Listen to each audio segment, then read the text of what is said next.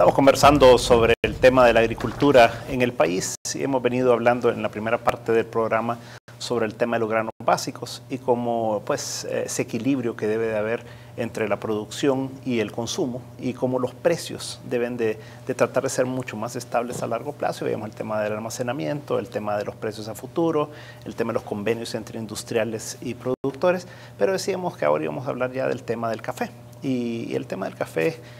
Tim, hemos estado diciendo que hay un tema de roya que es importante. Tal vez si explicamos qué es la roya, cuál es el impacto que eso tiene y por qué sí debería de ser enfocado de una manera mucho más activa. Y debemos decir porque la Asamblea Legislativa el jueves pasado pasó un decreto en el que dijo que iba a aportar $3 millones el gobierno para tratar de atacar este tema, pero ¿se ha hecho con la celeridad? ¿Y qué es realmente la roya?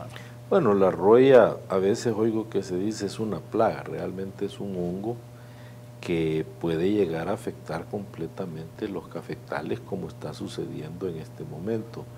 Y requiere mucha prevención porque ya es un hongo que está presente no solo en el país sino en la región, o sea, está afectando Guatemala, Honduras, Nicaragua. Leí ayer que El Salvador y Nicaragua están siendo los más afectados.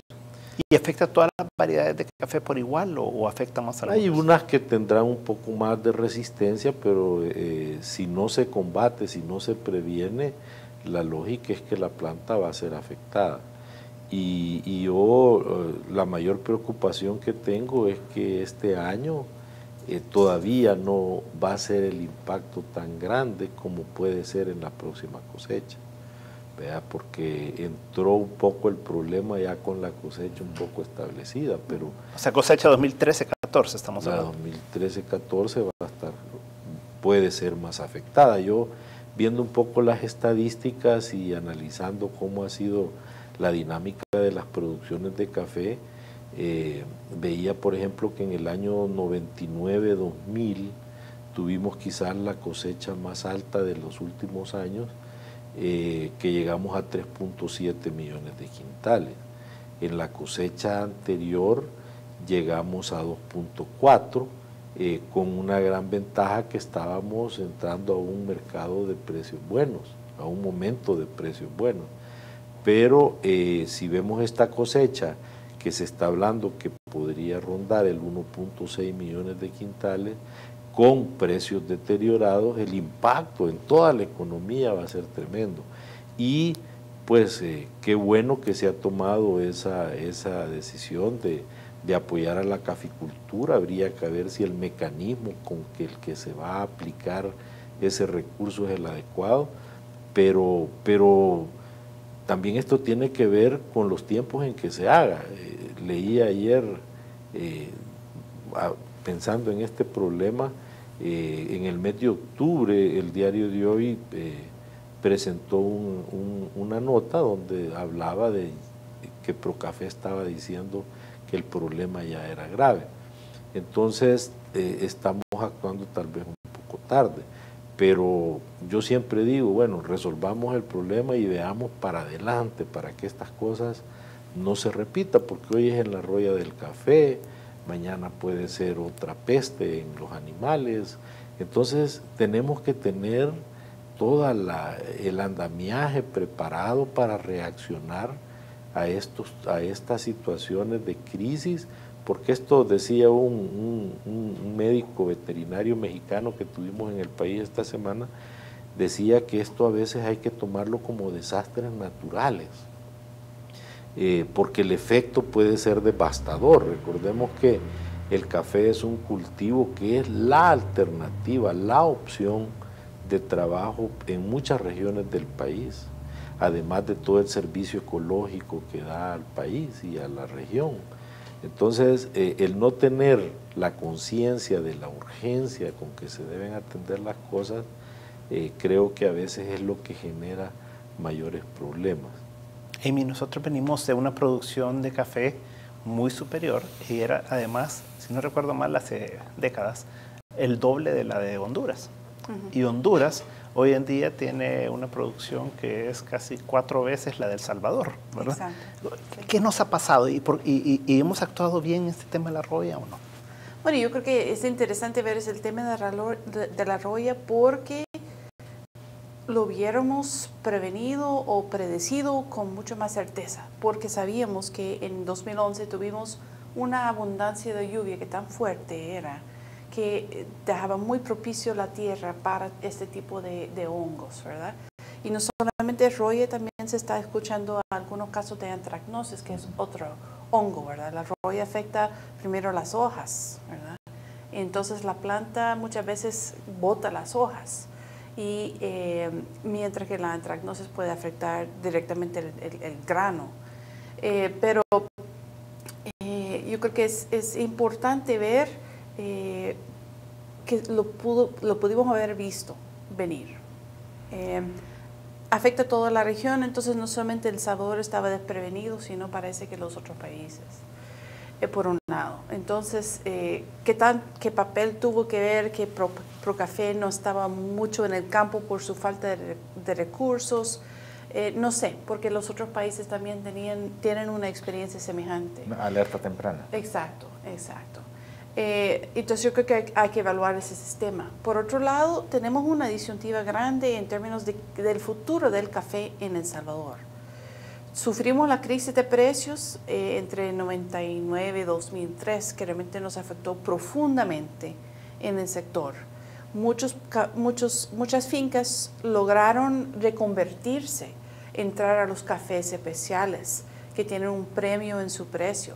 Entonces han logrado salir adelante, pero ellos son todavía la minoría de las fincas. Tenemos en general una población de los cafetales que es muy, muy superior a su edad óptima. Entonces tenemos primero una reducción en su productividad y segundo una mayor posibilidad de estar afectado por este tipo de plagas, enfermedades como este hongo de la roya. Entonces yo creo que es como un punto muy propicio para evaluar cuál es el futuro del café en El Salvador.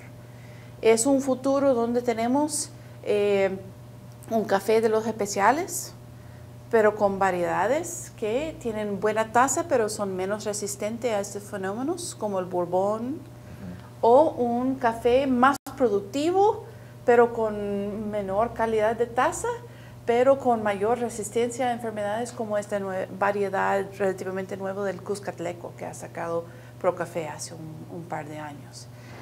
¿Cuál es el futuro del café de Bajío también? Porque sabemos que viene una variabilidad climática en términos de las lluvias, pero también una tendencia a tener mayores temperaturas. Y cuando eso sucede, eso también le va subiendo el área propicio para el café en el país. Ya no, el café de Bajío en 20 años tal vez no va a tener una posibilidad de producción. Entonces, ¿qué vamos a hacer con esas áreas? ¿Cuáles son las opciones?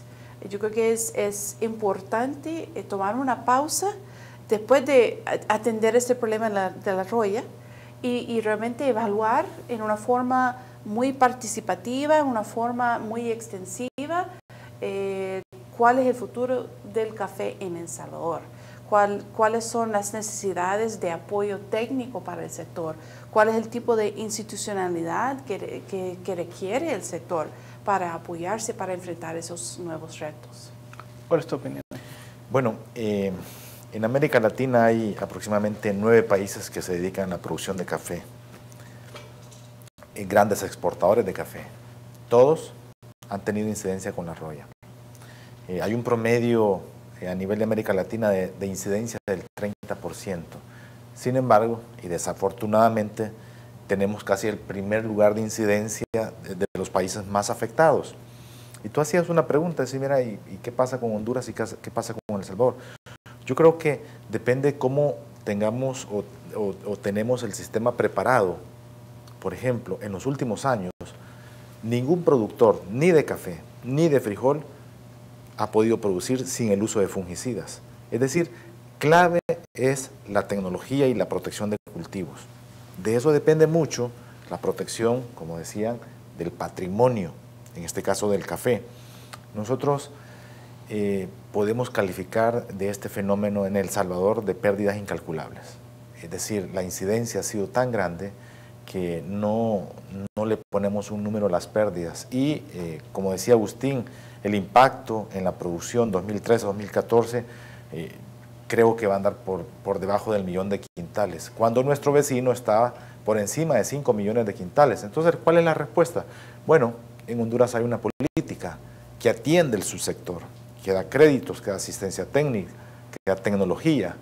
Entonces, ahí tenemos una política sectorial que ayuda y que desarrolla un sector tan importante para la economía.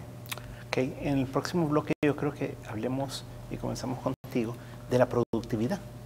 Porque mucho hablamos de producción, pero poco hablamos de cuánto producimos en cada unidad, ¿verdad? Y el tipo de semillas y el tipo de tecnología con el cual podemos producir mucho más en una menor extensión de terreno y ser mucho más rentables, ¿verdad? Pero en un momento estamos de nuevo con 361 grados.